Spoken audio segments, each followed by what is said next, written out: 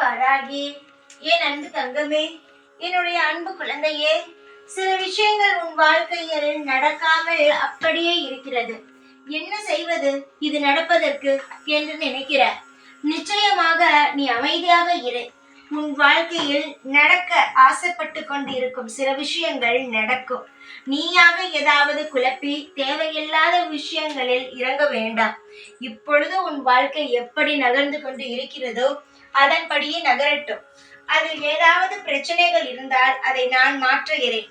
ஆனால் நீ ஏதாவது ஒரு விஷயத்தை தவறாக செய்துவிட்டு என்னிடம் வந்து நின்றுதான் நிறைய பிரச்சனைகளை சந்தித்து இருக்கிறார். நீ அமைதியாக இரு. உனக்கு என்ன வேண்டுமோ அதை செய்து கொண்டு அமைதியாக இரு.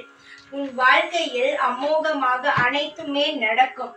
இந்த வாராகியானவள் உன்னை பாதியில் விட்டு விட்டு போக வரவில்லை. காலம் முழுவதும் உன்னுடன் இருக்கத்தான் உன்னை நெருங்கி நான் வந்து விட்டேன்.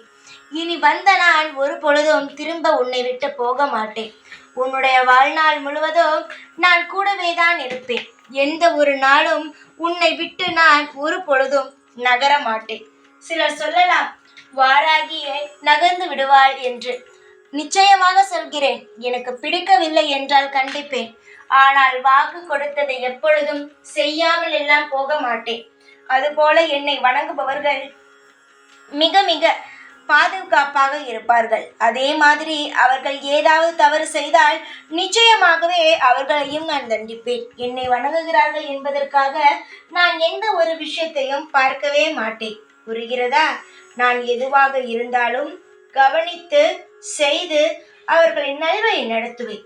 இந்த வாராகியை எப்பொழுதுமே சாதாரணமாக இடை போட்டு நம் வாராகி தானே தவறு செய்தால் காப்பாற்றி விடுவாள் என்று நினைக்காதீர்கள். தவறு செய்தால் நிச்சயமாக யாராக இருந்தாலும் நான் கண்டிப்பேன். தைரியமாக இருக்க வேண்டும். என்னை நம்பினால் தேவையில்லாமல் எதையும் போட்டு குழப்பிக் கொள்ளாதே. நடக்க வேண்டிய நல்லது நிச்சயமாகவே நல்லதாக நடக்கும். உனக்காக நான் இருப்பேன். ஒவ்வொரு நாளும் இருப்பேன். எப்பொழுதுமே இருப்பேன். சந்தோஷமாக இரு. உனக்கு தேவையான அனைத்தும் சீக்கிரமாக உன்னை வந்து சேரும். ஜெய் வாராகி.